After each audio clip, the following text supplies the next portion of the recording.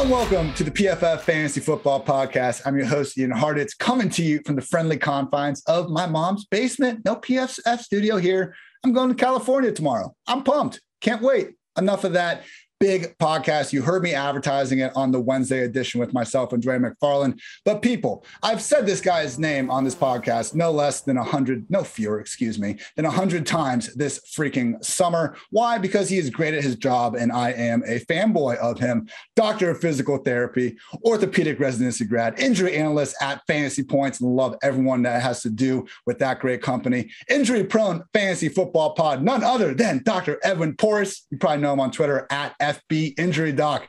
Edwin, man, you are now a repeat guest. Thanks, man. That's right. How you doing? No, I appreciate it, man. You're bringing the energy tonight. You're bringing the Pinot Noir. I didn't know that you were. We were talking before we hit record that you're a wine guy. That was the last thing I expected. I didn't know that's what you actually meant when you were saying sheesh. But no, it's good to be back, man, and I appreciate you having me back. First of all, I have to ask you, where in California are you going to? Give me a region, north or south? Santa Clara, I think. I'm going to my girlfriend's cousin's gay Jewish wedding, and I am ecstatic. Okay, well, that is exciting. Yeah. Okay. Well, I was going to say I'm in Northern California, so I was going to say we should meet up, but that's the difference between Northern California and Southern California is like literally like 8 hours, so it'd be impossible. But no, man, I'm glad to be back on the show. I'm excited to talk. I was joking with you on Twitter when you had a mailbag episode, and I said, "Why do you always reference my work but never have me on?" But no, I'm glad to be on, man. I'm excited. I'm ready to knock some injuries out. It's funny. Edwin was kind enough to be the league manager for a fun fantasy football league we got going on, Injury Prone Invitational, a lot of good analysts from around the injury. And I have just been atrocious at getting my picks in on time in that league. So if any of our league members are out there, I'm sorry. With that said, Edwin, Ray was giving me so much shit. And then he timed out the next day. He has a longer total pick time. Is he still out? So. Is he still out right now? I just mean, if you scroll down the bottom, you can see how long everyone has been on the clock. Oh, yeah. I am bottom 3, but I am not I'll call him out, don't worry. As Ray. So Ray, if you're listening, man, I get it. I'm not great, but look in the mirror, man. We both got to get our average times down. Enough of that, though. Edwin, we brought you on here because Fantasy Football Twitter loves to talk injuries, even though we have no freaking idea what we're talking about half the time. So yes, I reference your work all the time because you are an actual freaking doctor of physical therapy. So with that said, let's get things going, because I think my favorite shtick that you have, it's not even a shtick, it's like a fact, but you've been vocal about the idea that someone being injury prone is largely a myth.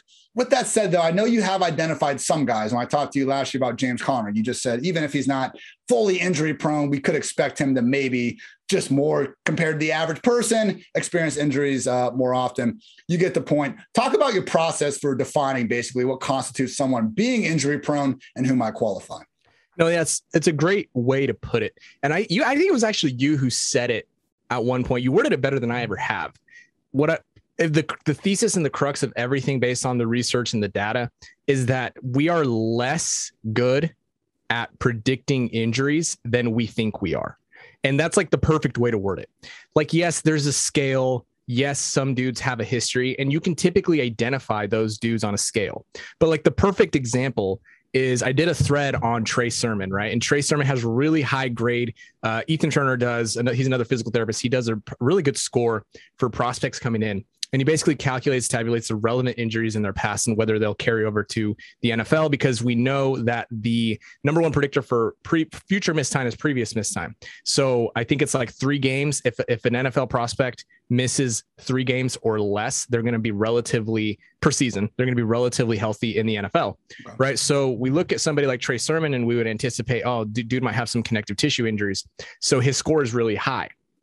And I also had Trey Sermon towards the bottom. I do have him towards the bottom of my yellow light tiers on fantasypoints.com, right? So we're all sort of cautiously optimistic about Trey Sermon. Meanwhile, Travis Etienne and J.K. Dobbins, green light tiers, low injury scores, played through, college injuries, played through an entire college gauntlet. And then what happens? They got hurt, right? Like, so we can't predict the most catastrophic type of injuries. We can't predict specific injuries like we think we can, because it's all over the board. Like, our best predictor is previous history, and that's not going to account for things like that happened to Travis Etienne and J.K. Dobbins. So basically, we have to look at it from a case-by-case basis. How relative and how far on the spectrum is this player? And yeah, I think James Conner is a good example, which is why I've been super high on Chase Edmonds. I know that his ADP is kind of meh, but I don't understand drafting James Conner. I talked about that on my own podcast last night, but that's the thesis of what you're saying. We're not as good as predicting injury as we think we are,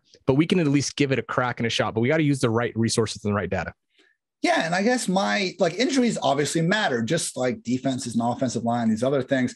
But I find people holding these factors, specifically injuries, which is what we're talking about, against some players and not others with seemingly no rhyme or reason. It's almost like the same thing as the whole vaccination stuff. Like if we had a perfect list of every single NFL player and their vax status and stuff, like, yeah, okay, we could probably work that into our projections a little bit more. We don't, just like we don't have the ability to predict injuries as well as we wish we could, which is why we can get a lot of value for these guys when they're falling down. So one of the things Dwayne McFarland and I did a live mock draft. It wasn't a mock draft. It was a FFPC draft on this podcast for Tuesday. And he was talking about, he loves to get some of the short-term injury discounts, guys like Irv Smith and like that. We see their ADP, stabilize over a couple of days, but sometimes in those first 24 hours, man, I feel like the community as a whole, like we're just conditioned to assume the worst at this point. Yeah. And you are conditioned to assume the worst. I think the best example is like Dak, like when Adam Schefter put out that Dak might not be 100% for the season. That was a Shefty take, man. Yeah. Nobody even paid attention. Like, yeah, he has different sources and he's informed differently than all of us, but that was a take that had nothing to do with based in any objective reality. Like the next day, right? Stefania Bell and Tom Pelissero both tweeted out like Dak's MRI came back clean. He's doing fine. He's doing great. The ankle shouldn't have been an issue, since like, I think May or June, because that's like a 7 or 8 month return time anyway. The shoulder was healing fine, but yeah, we're conditioned to assume the worst. And sometimes it is the worst, right? But I think that we need to look at it from like a perspective of what is the injury and what is the severity. And a lot of times they don't always add up. Like and we're going to talk about this player in a little bit, but like, I remember one time you tweeted about Mike Williams and how it looked like every catch he makes, he's like the Undertaker, like an invisible Undertaker is like choke slamming him into the ground. And like, that looks bad, right? But the dude gets up like most times, like 9 times out of 10. So yeah, no, I think we're conditioned to assume the worst. That's not always the case. And another thing, I was thinking about this earlier today, actually, with guys like Michael Thomas, right? I was looking at just NFPC ADP, and Michael Thomas just last week, his ADP was still 76 overall, which I thought was really high. Couldn't be right. But now that he's going to be on the PUP, I'm sure that'll plummet till below, like, I don't know, maybe not 150, but like it's going to be in the hundreds, right? So like fantasy managers are conditioned to take big swings left, big swings right, and the advantage is right there in the middle, right in that sweet spot. Yeah. And, one of the points I really try to just hang my hat on is difference between someone being injury prone, which as we've talked about, like isn't really even a thing, and someone already being injured. Like if we're talking about a guy like Michael Thomas that now has to come back from this injury and stuff, I'm fine putting more stock into that. Just get your baseless. Every time I tweet about Joe Mixon, tell me it'll be a fun 2 weeks. Get that out of here, people. You've heard it from a doctor himself. But Edwin, we got a lot of players to talk about here. I want to go into Baltimore because Mark Andrews is someone that, when I looked at him earlier in the offseason, I was like, all right, great tight end, sure, but they brought a lot of new receivers in this offense. How many targets is he going to get? Well, all those guys are pretty much banged up at the moment. We got Rashod Bateman, seemingly the most serious injury with that groin issue. Marquise Brown, hamstring. I believe I saw he returned to practice today, so hopefully he's on the up and up. Miles Boykin also has a hamstring issue. Sammy Watkins has been sidelined at least a little bit, seemed to be more of a precaution. Do you have any feel on these guys and when they could be back in action? Because from my understanding right now, it seems like Watkins, Boykin, Hollywood, maybe not that severe. Bateman might be the one that we need to get your expertise on just a little bit more. Yeah. So Rashod Bateman is kind of an interesting case, and we can start there. The fact that Harbaugh makes things difficult to read constantly, but the fact that they went from this is going to be weeks, this is going to be weeks, not months. Remember that comment to all of a sudden he's getting surgery and he'll be back by September. But like, what does September mean, right? September's tomorrow, right? Isn't that tomorrow already? It's like that Colts 5 to 12 week timeline. Yeah. That was weird. Like the coaches will say, that's the other thing, a part of injury analysis too, is that like coaches will say weird shit, but and they're typically not being transparent. And then all of a sudden there are times where they'll like be honest with you and we're just like super shocked about it. But the thing about Bateman is he's got this groin issue. They had surgery. He already got cleared to run routes. He was probably not cutting quite hard, not going 100% yet. But I mean, it's relatively common for players to come back and start doing activity really quickly, but they have to ramp up and be really, really slow with it. So with Rashod Bateman, I think I decided it's essentially the closest that you're going to see him is going to be week 2 or 3. I don't want to rule that out because that's definitely a possibility depending on how his progress is. That would mean that the surgeon went in there, saw that there wasn't as much damage as they had anticipated. It was a relatively straightforward procedure and they were able to clean it up and sew him back up. Okay. Now, if it's like a traditional sports hernia, if it was more severe than that, we do have NFL data on that. And that's typically going to be about a 60-day recovery total, which would put him at week 5 or 6. Yeah. They didn't put him on the PUP. So that's good news. So he's probably going to come back because I think the deadline passed, right? As of today. I know a lot of guys got put on it because I was looking at this for Irv Smith. I think they might still be able to by the end of today. Okay. I'm not positive on that. Okay. So as of today, he's not on the PUP. So that would we could probably anticipate him being back within the first 5 weeks of the season. But I don't see like as long as they bring him on slowly, there shouldn't be a massive recurrence rate. These actually heal really well. I just overall wonder about the Ravens wide receiver room and why they're all having these soft tissue injuries. It's not uncommon because you'll see a lot of players that like Tyler Lockett had some. I know you're seeing Swift have some issues. These soft tissue injuries in the preseason are very common, but like for the whole receiver room to go through that, I wonder what their strength and conditioning program looked like. And I wonder what the ramp up period looked like. But yeah, definitely now that you have seen that they have these injuries, all these dudes are slightly discounted. If it's like a very, very thin tiebreaker, because we know there's about a 70% recurrence rate in hamstring issues within the calendar year. So if there's a little bit of a tiebreaker you need, you can definitely use that. Great points there. Bateman's someone that I was never quite on the train with everyone else. It just seemed like he was going at a really kind of optimistic ADP. But at this point, from what you're telling me, man, again, if we can get a little more, what I'm seeing on the PUP list, by the way, I'm trying to look this up as well. I think they have until the start of the regular season. So they might have another week or so to go before that happens. But that's a great point, because if we're looking at someone like Bateman with that wide range of outcomes, whether or not he goes on that PUP list is going to give us a pretty good idea of the timetable, regardless of what Harbaugh is putting out there. So, yeah, man, it's funny how, these lists, the designations and stuff, they end up telling the truth a lot more than the coaches in front of a bunch of reporters. Imagine that. So another guy that just hasn't been able to get healthy this offseason, man, Tarik Cohen, knee issue. Tore his ACL early last year. Like I anticipated throughout the offseason, like that he was going to be ready to go. Hasn't been the case. Whether or not David Montgomery gets the same huge role remains to be seen. Damian Williams is a bit more of a complete running back than my guy, but I don't want to use the G word. I don't want to call him a gadget, but Cordero Patterson maybe wasn't quite as established as a true backup like Damian Williams was. Either way, Edwin, Cohen, do you have any feel on the situation, like when he could be back? Because everything I see from training camp just seems to be like he's not even close at the moment. No, and I'm pretty sure he's one of the dudes that did get put on the PUP list, right? So, yeah, that's going to be tough, man. So what? And if you saw the quote from Chicago, it was actually really weird. They asked him, the reporter was like really slick the way he asked the question. I think the reporter had an inkling that Cohen had a second surgery, and he said, "Can you tell us, coach, about the second surgery that Tarik had?" And it caught him off guard. And he was like, "Second surgery, ? And the guy was like, "Yeah, the second surgery." And then he got tricked into talking about the second surgery. And it was kind of painful to read, but essentially it seems like Tarik Cohen had some issues after the ACL. It might've been like a loose fragment of some sort. They might've planned to go back in. There might've been the plan to go back in the first place and maybe clean up some meniscus. We don't really know. But we know that at the very least, he's not going to be back until after week 6.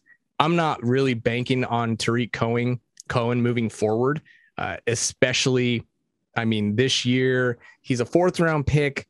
He's super athletic, obviously, for his size, but he's like sort of the antithesis of Saquon Barkley, who we'll talk about. Yeah. Like he's just a guy that he's fringy, right? And I just don't know how much he can really contribute once he comes back from this brutal injury. This sort of reminds me of like the Rashod Penny issue, but on a very sort of fast track. And that is I haven't seen the quite updated numbers of my last tweet in July about this topic. 10th highest paid running back in the NFL, Tarik Cohen. Unfortunate news going on there. Of course, we want the human joystick to be healthy. It's good news for David Montgomery and Damian Williams. It really is. Unfortunately, we got to play this game in fantasy land. Don't want any of the guys to be hurt. But yeah, and even Darnell Mooney, man, I remember looking at some of his, rates and the screens he was seeing and targets in the line of scrimmage. I think what the Bears might do, because Daz Newsome got waived their 6th-round pick, I think it might be Goodwin just playing the Taylor Gabriel, Ted Ginn, go run, go routes all day. We'll throw you the ball like twice, roll. And then Allen Robinson and Mooney more or less rotating between the other outside spot and the slot. I'm sure Mooney will be out there in 2 wide sets. But, Tarik, he was so good as a rookie. And I think even his second year, maybe it was a second or third year, he just had the atrocious efficiency. So hopefully he can get back to being that guy he was as a rookie one day. It just doesn't seem like in 2021. Evan, we can be quick with this one because I think you pretty much said it earlier with the first question. Dak Prescott, between the shoulder and the ankle, you're expecting him to be pretty close to 100%, yeah?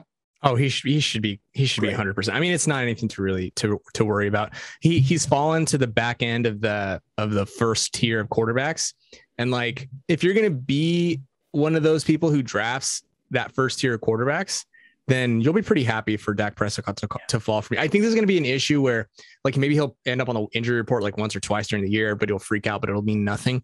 I really think that this is going to be fine. We're going to look back and sort of, it'll be one of those times where we talk about where Ian and Edwin sit on a podcast and joke about how much fantasy managers overreact to injuries. I think Dak's going to be fine. Awesome. Great news there. I think the issue has just been Jerry Jones. Like whenever he says anything, people just assume the opposite because we had that, Seahawks preseason game with Romo where Jerry's like, oh, everything's fine. We've ruled out any extreme things. Next day, he's out 8 weeks. Jerry's problem is he just doesn't stop running his mouth. Is that like he just talks before? I could do a whole podcast about Jerry Jones, man. He's what an interesting cat. Oh, man. Hey, keep enjoying that Johnny Walker, Jerry. I know you're out there somewhere listening.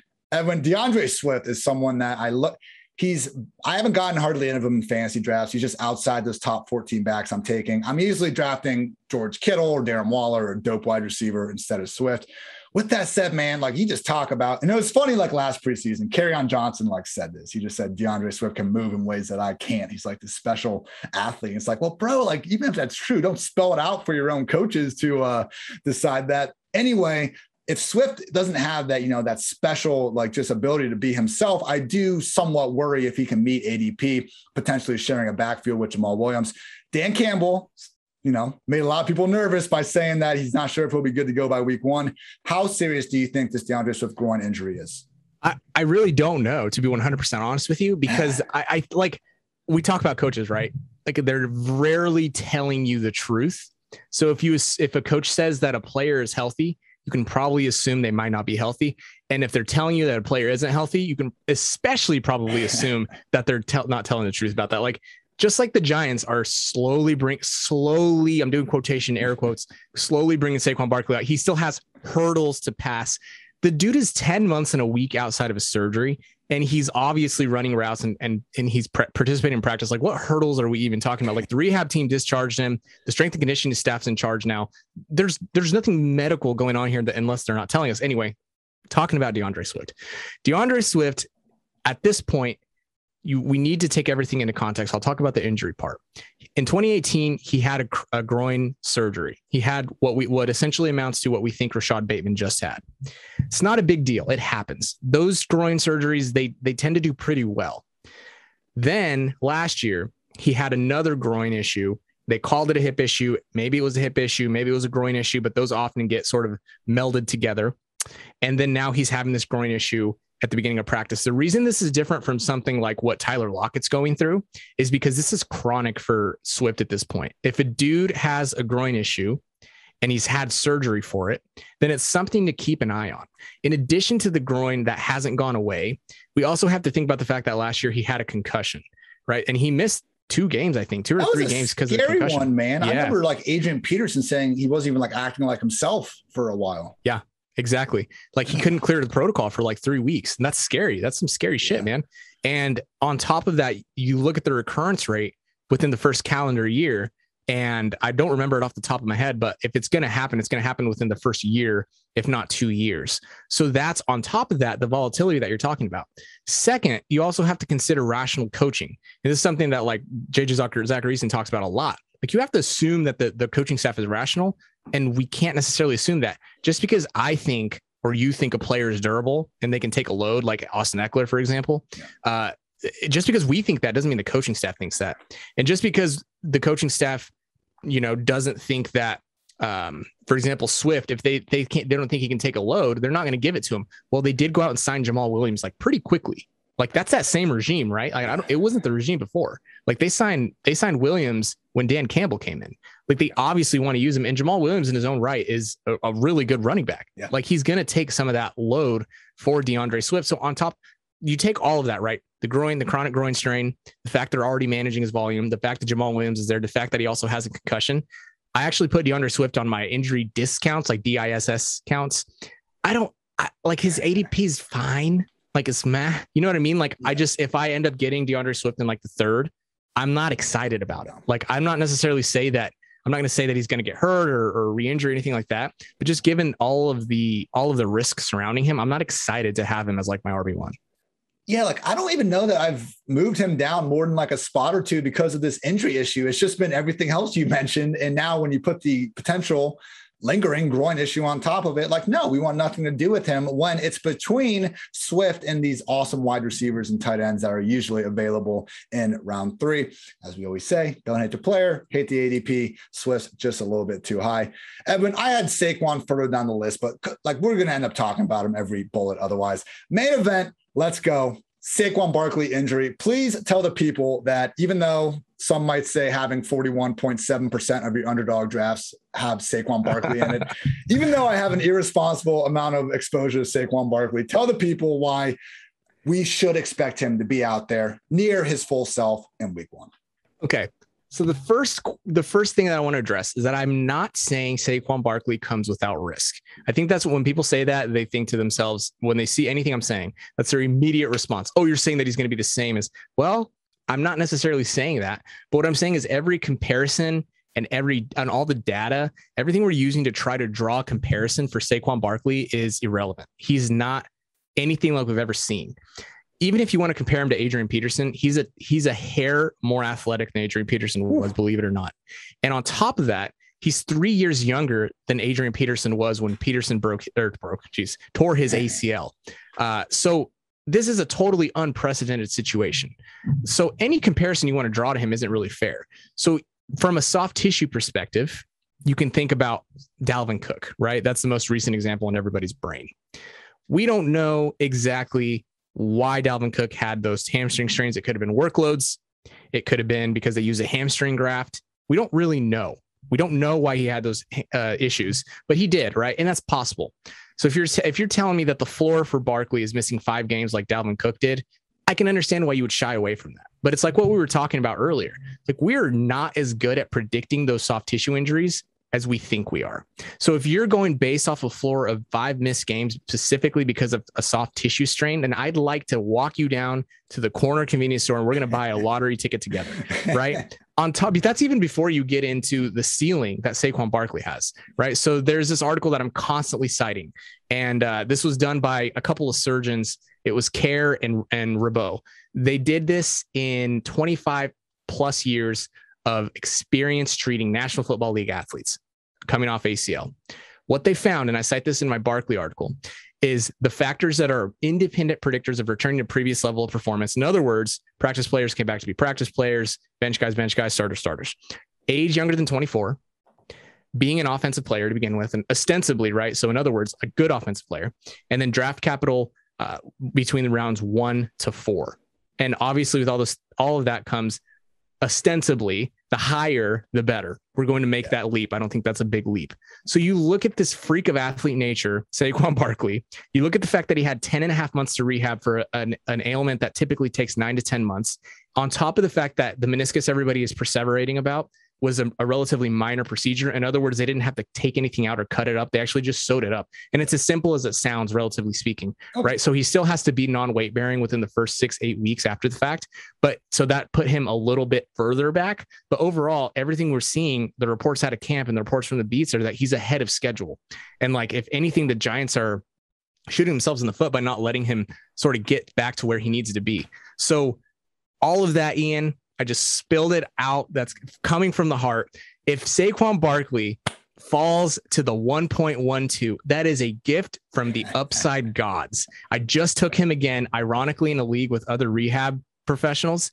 He fell to me at the 1.12. I took Saquon, turned around, took Diggs. I will let you have the floor back. This is your podcast. Oh, brother, you could have keep going. That was music to my ears. Great stuff all around. The one thing I really want to highlight there, if people happen to miss it, because you should just go listen to what Edwin said again. It was freaking fantastic. The one thing you said it was relatively non-complex, the injury that he went through, and you know that because you've done research about it. You've read other people's research about it.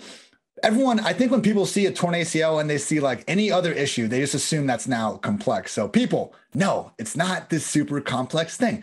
We're good. So yeah. And the other good point you made, I thought, was that it's not saying that there isn't any risk. I have moved Saquon down. He was my 103 before any of this became an issue. Now he is my RB6. Like, I'm not pounding on the door, telling you guys to all take him in the top 5. But yeah, at the bottom of the first round, man, sign me the hell up, because the problems that people then go to is like, oh, who do we want in this Giants offense behind that O-line and stuff? Like, what do we think? How do we think James Robinson did so damn good last year? Was it because he's just this generational sensation? No, he had the 3rd most touches in the league before he got hurt. A workload that Saquon will push for again if he's healthy. So great stuff all around. And people, please, if you want to take someone in place of Saquon, okay, but just make sure you're doing it for the right reasons. Let's go. For the love of God, please don't take Austin Eckler or Nick Chubb before you take Saquon Barkley, especially in PPR, right? I mean, unless you disagree, Ian. Aaron Jones is the only one I think there's an argument for. Those guys, yeah, agreed. 100%. Yeah. I'm on board there. 100%. All right, Evan, we got some other guys here that, Saquon rant, I wanted you to go for an extra 10 minutes if you had it. These guys, if you want to shorten up for us, just tell us the good or bad. That is fine. So Carson Wentz just can't stay off the injured list. Now he's there with COVID. Obviously, this foot issue was a problem too. I guess I found it interesting that he had this foot injury with the long timetable that we were joking about earlier. And then he comes back and they were just like, oh yeah, he looked good. Like, we're good to go. Wentz, the only reason he was a somewhat acceptable streamer for parts last year was because of his rushing ability. Like, assuming he gets off the COVID list before week 1, could we see like a limited Carson Wentz early in this year? Because that could be horrific. It's really hard to know until he gets out there. But the fact that he was already going to practice this week lets me know that he's probably okay. Now, we talk about relatively minor procedures, right? There's no such thing as a minor surgery ever. But if you put things on a scale, just like everything we talked about before, this was a relatively minor procedure. It sounds like he had just a literal piece of bone hanging off his 5th metatarsal. They went in there, they either shaved it off or plucked it.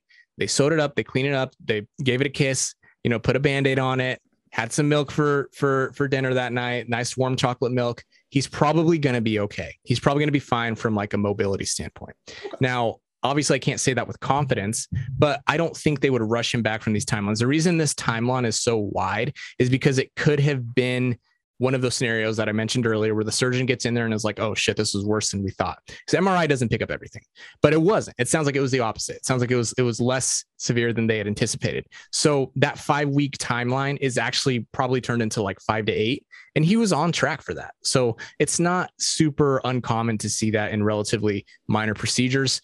I will say I'm cautiously optimistic from a mobility standpoint. He's going to be okay. I'm not as concerned about Carson Wentz's mobility. Good news with Tevy on IR and Kelly and a couple of the other guys on the COVID list. Your boy Swag. Do you share the same sentiment about Quentin Nelson? From my understanding, he suffered a very similar injury.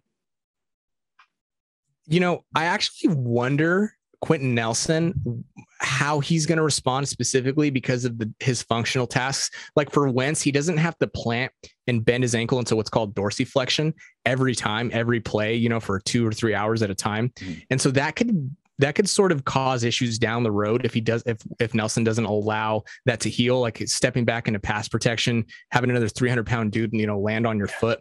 So I would be a little more cautious if I were the Colts in terms of managing his loads, but he's not. Where's he at this point? Because honestly, I haven't kept up enough with him. I think he's come back fine. I think he could be on they had like 3. I thought he was on the COVID list too, right? Right. They have like 3 linemen on the list right now. It's bonkers. It's actually Ryan Kelly. As much as I love my guy Swag, center Ryan Kelly's on it. No team will sign Swag Kelly, but that's okay. Continue. No, I was just going to say that I wouldn't be too concerned necessarily. It could be something that crops up for Nelson down the road, but I mean, if he's out there, he's out there. It's kind of ironic that they both had the same foot issue, but here we are. It was funny when I had Kevin Bowen, fantastic Indianapolis Colts beat writer, on the podcast for our 32 for 32 series. I brought up like Swag Kelly, and he just kind of started laughing. And I was like, "What?" And he's like, "Every SEC fan just always wants to ask about Swag Kelly." So, aren't you Ohio State? You're not even an SEC fan.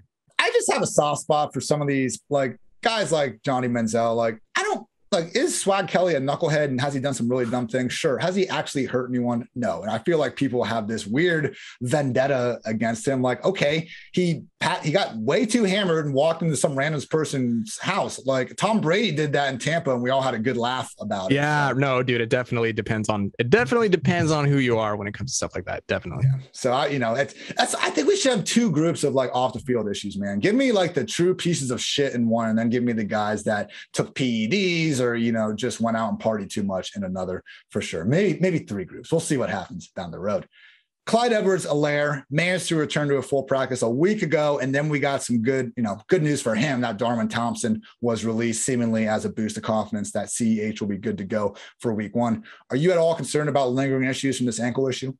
No, because Andy Reid came out and said it wasn't a high ankle, and then I think Schefter reported it wasn't a high ankle. You can get banged up without it having a specific diagnosis and specific structures involved. And that's probably what happened with CEH. So I wouldn't be too concerned with his ankle injury whatsoever. I won't belabor the point. I'm not worried. Fantastic. He remains in my top 14 backs. I'm okay taking him in round 3. I probably still would prefer Waller Kittle. I'm usually getting the anchor, man. I'm going dope wide receiver, tight end, and then a bunch more wide receivers. But I think Clyde fits that bill. If you go Kelsey, maybe a dope wide receiver and Clyde, I think that's a great start for your draft. Irv Smith, unfortunately, like the late round tight ends have been dropping like flies throughout this preseason. He's got a meniscus injury that will require surgery. Electric moment on the Wednesday edition of this podcast, I found out Chris Herndon got traded to Minnesota, live recording. But that aside for a second, Irv Smith, when do you anticipate him being able to come back to action? And could you see him being limited once he gets back? So the less likely scenario is that this is a 2 to 4 week minor scope. Otherwise, they wouldn't have specifically mentioned meniscus. Otherwise, it could be 2 to 4 weeks. The next most likely scenario, since they said, a chunk of time, I think it was Jesse Palmer reported this, right? Chunk of time. Mm-hmm. This is likely going to be a repair where it's going to require 6 to 8 weeks. If you think about I know we canceled him and he remains canceled. Darius Geis, he had this specific injury right before, I think it was another MCL after that. Like, it was nuts, but he had a meniscus issue, and that took him about 6 to 8 weeks to come back from. I think he came back like week 8. So I think this might be what it looks like and what it is for Irv Smith. And you hate to see it because, if he rehabs too quickly, if he tries to get back on the field too quickly, this can sort of, if the tissue healing isn't allowed to take place, and he can sort of re-aggravate it. And he is at a higher risk now to re-injure that specific structure, just because it's a weight-bearing structure. It's basically like the brake pads between your knee, your tibia, and your femur. So constantly running and compressing it can cause some damage, especially if it's so fresh after surgery. So I'm hopeful that it's a minor issue, but it more than likely is a 6 to 8 weeks. And another scenario that's possible, if they get in there and it's bigger, it could be season ending. Like, this could be like a 6-month thing. So we don't know for sure. We're going to assume, based on the specific wording of the reports, that it's going to be a 6 to 8 week thing. And he's just going to be volatile coming back, man. He's going to be volatile, and it's unfortunate. You hate to see that. You hate to see that with the young guys. But Irv Smith, dude, I'm pretty sure he's like 17 years old, isn't he? He's like a child. Like, I'm pretty sure I looked him up the other day. He was like 21 or something. It was crazy. He's right there with a year older than Amari. He's 23 years old at this point in time, which is absolutely bonkers. So, everyone's evaluated at the right place, but it sounds like aside from like, a dart in the final 2 rounds or so, like you're not chasing Irv Smith right now. Like this could be like season ending. It's at least in the range of outcomes. Yes, correct. Ooh. Sheesh. Okay. Another late round. Some of you thought he was an early round tight end. Evan, I think I saw a tweet from you at some point where it took you a little while to come around on Evan Engram. And I was out on him, not even because I think he's bad necessarily, but when you bring Gallarde, Tony, and Rudolph in the same offense, I just thought he was going to have a hard time seeing the volume. Anyway, I believe he's dealing with a calf injury. We also got Kenny Gallarde with a hamstring injury. What are your expectations for both these guys? And do you have any sort of a timeline in mind? So when we're talking about specifically Evan Engram, he suffered a calf injury, and I'm kind of surprised that this is coming up because he had a calf injury last year. And last year, I don't remember if he ended up missing time for it I think he or not. He played through it. So now it's recurring, which is super interesting. You don't see that very often. And so basically what you have with these calf injuries is a return to sport time that falls somewhere between like 2 and 3 weeks, as I'm trying to pull up my own tweet history because I know I tweeted it out last year. Here it is. Yeah. So the mean return to time to play was 27 players was about 17 days with a standard deviation of 14.6. So take the day that Evan Engram was injured, tack on 17 days at least, and that's likely his return time. I don't remember the specific days, but yeah, that would put his week 1 availability in jeopardy for sure. And if they don't rehab it, then it could definitely come back to bite him. And Evan Engram until last year was actually a dude who couldn't stay on the field. He had MCL issues. He had a concussion issue. He had the Lisfranc. So it was actually cool to see him play and be available for all 16 games. And unfortunately now he's getting a soft tissue injury, which is not uncommon, but when it's him, your ears perk up. 109 targets, 16 games. Like if you would have told anyone that Evan Engram was getting that in 2020, he would have been like an easy top 6 pick at the position. Unfortunately, Clapper's going to clap, just didn't quite work out. What about Kenny Gallarde? Because he's someone where I saw him going, as like an upside wide receiver 2, at least like, close to the top 20 range. I was not in on him there, but as I see him starting to go like outside the top 30 in some of these drafts, I have been scooping him up. Have I been making a big mistake, Edwin, or will Gallarde be back sooner rather than later? I don't think you're making a huge mistake. I definitely look at Gallarde in a very similar lens to the way that I look at Swift. Like there's managing Swift's workloads. This is a chronic issue. There's competition in the backfield for Swift. It's just not sort of a messy situation. Then on top of the offense, you got Daniel Dimes throwing interceptions, on rookie mode in Madden. Like he's just not, the whole situation just sucks. Yeah. It's not surprising that they actually bubble wrapped him. When dudes get soft tissue injuries, they get bubble wrapped in the preseason. That's common. So again, you do have the recurrence rate that you are concerned about. So if that's something that you're worried about, again, that's a tiebreaker. But when it comes to Gallarde specifically, I think this would have been like a 2 to 3 week injury otherwise. The real tell is going to be when the first injury reports come out next week. It's actually going to be a week from tomorrow. Everybody who's still LP on Wednesday, okay, check. They're still LP. If you get to Thursday and it's dudes like Swift and dudes like Gallarde and dudes that we're worried about and they're still LP, especially if they're DNP, that's when you start to worry. But I expect them to be back. I especially expect Gallarde to be back, but I'm not necessarily convinced on Engram yet. It's a great point about the practice statuses. As someone that, got my start in this industry doing a bunch of news, you learn pretty quick, like what injury statuses really matter and which ones are, hey, this guy is a veteran. Like we're just not going to put him through a full practice on Wednesday. Nothing infuriated me more last season than Roto-Road having to tell us every single Wednesday that AJ Brown was not practicing. We get it, guys. Now, it turned out that he was dealing with some fairly serious injuries, but at some point, like we see these players, Juju Smith-Schuster or someone, I think it was limited every single Wednesday throughout the year. Pay a little bit of attention to it and you'll realize that, yes, Thursday, if we don't see stuff getting back to normal, that's when the red flag goes up.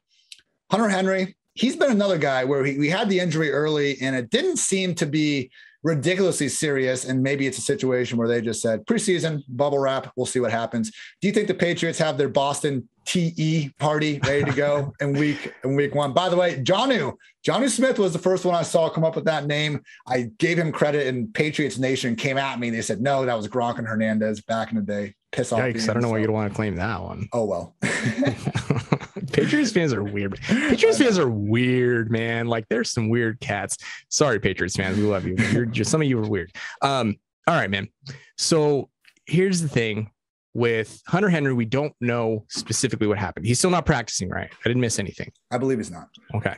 So we don't know. This was 2 weeks ago or so, 2 or 3 weeks. What I think happened, and this is, again, speculation based on my history with, observing athletes and knowing mechanisms of injury. Since it was during he shed his red non-contact jersey today. Oh, okay. So that's good. That's a good thing. All right. Goodness. So that's good. So what likely happened, or what maybe happened with him, is he was in a blocking drill. He put his arms up, tried to block a lineman. His arm got pushed backwards into the shoulder socket, and it didn't necessarily dislocate, but it might have damaged some of the tissues holding the shoulder in place.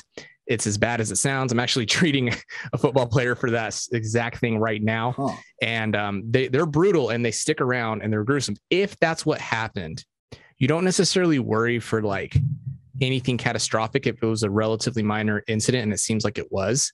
But he might be struggling to get through, over anything overhead, which is obviously important for tight end, and anything blocking. So I don't know how much inline blocking they're going to use for him. But yeah, this does increase Hunter Henry's volatility a little bit, especially if it's that. The other issue or potential thing would be if he just landed on the tip of the shoulder in the middle of a blocking drill, but I'm not entirely convinced that that's what happened. The 2 or 3 weeks matches up with what you see with subluxation, dislocation injuries. He's already back. I don't think it's going to be something that holds him back too much, but I think it's enough that if you're choosing between Henry and Jonnu, I'd probably lean Jonnu, just because you don't know what's going to happen with this at this point. And the Patriots are so mum on injuries, it's hard to know. I think that's a great call. Again, tiebreakers, people. Henry, Jonnu, we've had them next to each other the whole time. Give the nod to Jonnu. Elijah Moore. Oh, man. If you're like a fantasy analyst and you're not high on Elijah Moore, like, I don't know what you're doing. It's just a cool thing to do this summer. What all the cool kids are doing. Quad issue. We were getting all sorts of fluff about him and Zach Wilson balling out throughout training camp. And then we actually saw Zach Wilson start doing some of that in the preseason. Obviously, Corey Davis is beginning to hype. Edwin, could it be a blessing in disguise that Elijah was hurt because now we can still get him at a discount? Or do you think this injury is something we should continue to be concerned about?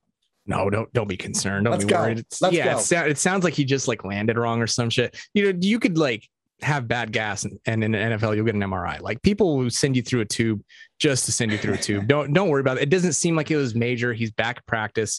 Like, it's a contact sport. People get hurt. People get banged up. They get nicked up. I wouldn't be too concerned about it. Curtis Samuel, another guy with a groin injury. His ADP has been plummeting. I see some people starting to buy the value. It is a tricky injury. I think you've kind of made that clear. Any feel for when Curtis might be back to his usual self? Curtis Samuel is an interesting case because he has been dealing with this since June. So really, you can put this into a couple of buckets. The first bucket is this was severe, and maybe they were trying to avoid surgery, but they didn't want to avoid surgery so that he would be able to come back, sort of Deshaun Jackson 2019 style. Okay. And they're just taking their time with him now. That would worry me because you saw what happened with Deshaun Jackson. Like, sometimes conservative treatment. I'm a physical therapist, right? I'm all about conservative treatment. Like I'm on the surgeon's team, but I'm also on the patient's team because patients come in and they're like, I just want to avoid surgery. I'm like, all right, great. Let's get you there. Yeah. Right. But like, sometimes it's indicated. And I don't know if that's the case with Curtis Samuel, but you typically don't see somebody struggle through a groin injury that's severe enough to last this long if they don't have surgery. So yeah, this is definitely something I'm concerned about, but I think he's like 130 last time I looked overall or something. I don't know what data you're looking at. Free falling. Yeah. Yeah. But there definitely is risk with him. We don't know at the end of the day, even if my logic is totally flawed, a dude who had a groin injury in June and is still struggling with a groin injury at the end of August, that's not something that I necessarily want to invest in. Even if it's like you're swinging for upside, like the floor is still really low. Just know that the floor is 0 with him. The ceiling is the roof. Like, don't you say that or something? That's not, that's like the opposite. Like the opposite of that is with Curtis Samuel. I like it. The floor is like the freaking 6 feet under or something going on there. Yeah. I mean, seeing where he's going right now.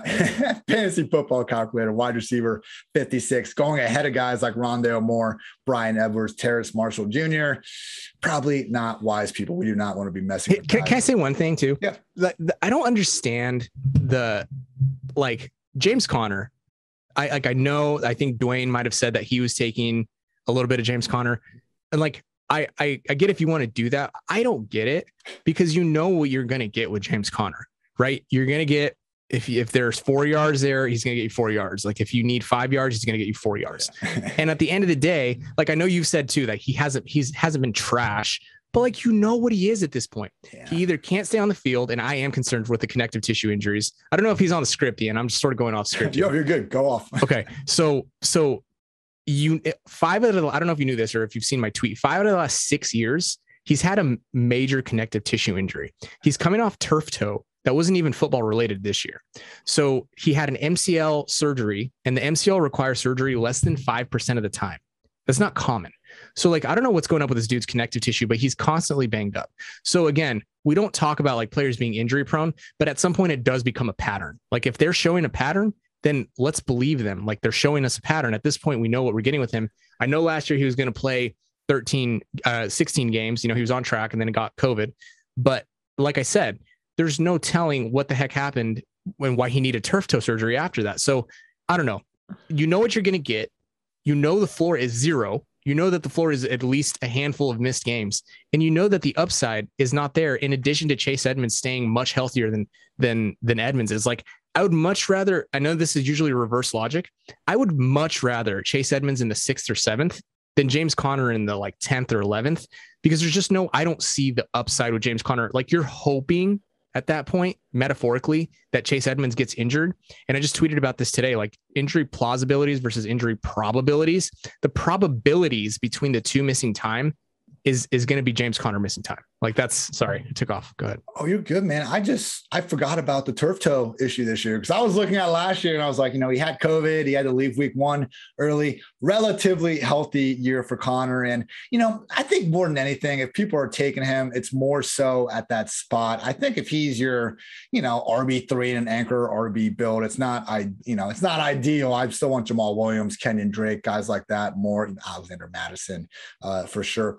So not ideal. I would say people are on him for the goal line role. Like despite having a scrambler like Kyler Murray under center, Kenyon Drake still had 20 carries inside the 5-yard line last year. Chase Edmonds has 1 in his career. So people are chasing Conner. I think they're trying to chase that double-digit touchdown upside, but certainly someone you shouldn't be, overweighting that exposure on like I did with Saquon. Now, Mike Williams, you mentioned him earlier. He's been dealing with a hip injury. He actually came on the podcast. Awesome guy, appreciate his time. And I asked him about that. I tried to frame it in the nicest way possible. I was like, Mike, you make these great catches. You come down pretty hard sometimes, man. Has anyone ever told you to adjust that? He's like, oh yeah, all the time. My coaches, I've always told him that. And he said that his thought process is like, well, if you break your fall and you don't catch the ball, then what was the point anyway? I'm like, baller. That's why you're Mike Williams and I'm Ian Hartitz. Okay, touche there. But anyway, he's got this hip right now. He's got a little bit under the radar in terms of injured guys. Is this something we should be worrying about, or do you think it's more of just, hey, let's make sure he's ready to go by week 1? It's hard to say, because if he's dealing with a hip flexor tendinopathy, which would be just irritation of the muscle, the massive muscle that runs from your hip down to your knee, one of the quad muscles, then this could linger just a little bit. He hasn't necessarily had a history with these soft tissue irritation injuries. They probably did just bubble wrap them. Unfortunately, I don't have a lot of research on that, because these are kind of interesting, weird injuries. Like it could either be contact or non-contact, and you treat them totally differently. We don't really know what they mean when they say hip flexor. At least I don't. So he was back at practice today for what it's worth. So it seems like it's doing better. Yeah, exactly. It seems like it might've been something that they just were managing him and managing his workload. So I wouldn't be too concerned if he's still on the, LP list on Thursday of next week. Maybe raise your eyebrows a little bit, but no, I honestly, and Mike Williams going really late too. So I'm not too concerned. Honestly, I wouldn't put too much stock into it. Yeah, for those who didn't see, Tyron Johnson got waived, which was fantastic news for one Josh Palmer. So keep an eye on Mike Williams, but we might actually get that Palmer, Williams, Keenan Allen through wide receiver rotation a little bit sooner than we thought. Palmer's not someone you need to prioritize. Maybe in those DFS streets, though, if the price is right. Edwin, you've been fantastic as always. Last question. This one was courtesy of my lovely usual co-host, Dwayne McFarland. TJ Hawkinson, Justin Jefferson, Marvin Jones, they all have minor AC joint issues, seemingly. Any reason we should worry about these guys? No, I wouldn't worry about them. When did TJ Hawkinson get injured? What happened there? I didn't know until Dwayne told me. I think he is a little bit banged up. See, I'm the injury guy. I'm supposed to like have all this I'm guessing it's not too bad if I'm catching you a little bit off guard with it. Yeah, I'm not even saying much. I think Dwayne's spending a little too much time in the FFPC Well, I think that lobby. people are worried about Justin Jefferson, but so much time is going to have passed between week 1 and when he had that AC joint sprain. And if they didn't undergo surgery for it, it likely was stable. It was okay. Those typically take 2 to 4 weeks, 5 max. We saw Mike Williams, who had an AC joint separation last offseason, ended up being fine in terms of the shoulder. So I wouldn't worry. The recurrence rate is fine. I wouldn't be too concerned when it comes to Justin Jefferson specifically. Okay. And I did look it up. So Dan Campbell said 8 days ago that Hawkinson suffered an injury to his AC joint, but he said that he said he will be okay already. So, not saying we need to take Dan Campbell at his word, but as you brought up, if he's saying DeAndre Swift might not be ready, I'm almost willing to give him a little bit more credence for when he says a guy is good. Sure. Yeah. I wouldn't. Yeah. Again, I wouldn't be concerned yet. Like there's so much talk, man. Like so much injury talk goes on and like coaches say stuff, the media interprets it different ways. Like we get on podcasts and talk shit like this. Like there's just a lot of times like 90, what I've learned, and I haven't been doing this that long, right? Like 2 years. What I've learned is that like 98% of the stuff we talk about in the offseason ends up just out the window. Like it doesn't matter. And the 2%, and then 1%, the only person who knew it was happening is Sigmund Bloom. And the other 1% was totally unpredictable. So like a lot of times none of this shit matters in the preseason. Sig is a goat. But yeah, man, it's so true. Like I remember all the Twitter arguments, Cam Akers versus Jonathan Taylor. Doesn't matter. Worrying about Alvin Kamara without Drew Brees. Oh, Michael Thomas gets hurt. Now it doesn't matter. Amazing. Edwin, people can find you on Twitter at FB Injury Doc. You host the Injury Prone Fantasy Football Pod. I was honored to be a guest on an occasion. I know you're doing great things over there. Fantasy Points, you, Graham Barfield, Scott Barrett. We got a freaking loaded crew over there. I know I'm even forgetting some of your goats you got, hired on there too. Heavy hitters, man. Heavy hitters all around. Anything else you want to get off your chest? Let the people know. Yeah, I do. You know what I do? I want to give them. This is what you're going to do. You're going to tag at Ian Hartitz and you're going to tag PFF Lily and you're going to grade this team. I'm going to give Ian's from the Injury Prone Invitational, his presumed starters. It's a super flex league, single tight end PPR league, right? He's going to start Jalen Hurts and Aaron Rodgers at quarterback. He's going to start Alvin Kamara and either Chase Edmonds or Jamal Williams at running back. He's going to start Keenan Allen and let's see who else you got. Chris Godwin, Deontay Johnson. Ooh. I think those are going to be your starters. You got Will Fuller. You sniped Will Fuller for me in that round. I think we're like 2 picks apart. You sniped the shit out of me, man. And I was so mad for a while. You got Dusty AJ Green for some reason. That might've been a misclick. Yeah, and then you got Chris Herndon. Of course you do. You have Chris Herndon. He was my last pick. I did it for the bit. Blake Jarwin and Robert Tunyon. All right. So you're going to tag iHeartits and you're going to tag at FB Injury Doc and you're going to give him a grade. And I want to know what you guys think of Ian's team. He's putting his money where his mouth is. So let me know what you think of his team. I had to do that. I think great stuff, man. I love that league. That was good on you putting together. I say send out the whole board and let the folks pick who we might do that. We might do it. Yeah, let's do it. Yeah, you can send we got the chat going. See if everyone's cool with that. I know Ray and some people that don't have the loaded squad that I do. Ray's still on the clock. Ray's still on the clock right now with like 45 minutes left. Unreal. I think. Yeah, unreal. Sorry. Continue. Fantastic stuff, Edwin. Again, people, at FB Injury Doc, Injury Prone Fantasy Football Pod. And also just wanted to say, people, fantasy football season is here. And, I have these articles go out. A lot of them are behind a paywall and people say, I'm not paying for this shit. What are you doing? I get it. You don't want to, but people, there are expensive subscriptions. And then there's PFF, where for just $7 using code Kickoff30, you get the draft guide, the rankings, the projections, the locked articles, cheat sheets, and more. Promo code Kickoff30 for 30%, any PFF sub. And also want to give a quick shout out to our friends over at Fantrax. God, I love Fantrax. Their free fantasy football league manager is the most customizable, easy to use, and feature-rich platform in the entire industry. We're gearing out to play our leagues on Fantrax this season. If you come from another site, it's no problem. Fantrax can import any of your current leagues completely free. Create a free account now using promo code PFF at fantrax.com/PFF.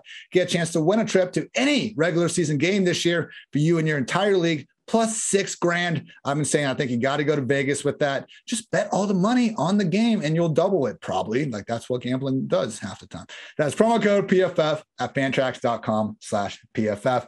Thank you all for tuning in to PFF Fantasy Football Podcast. We'll be back with plenty more when the season starts. Hope you enjoyed this episode. He's Edwin. I'm Ian. Until next time, take care, everybody.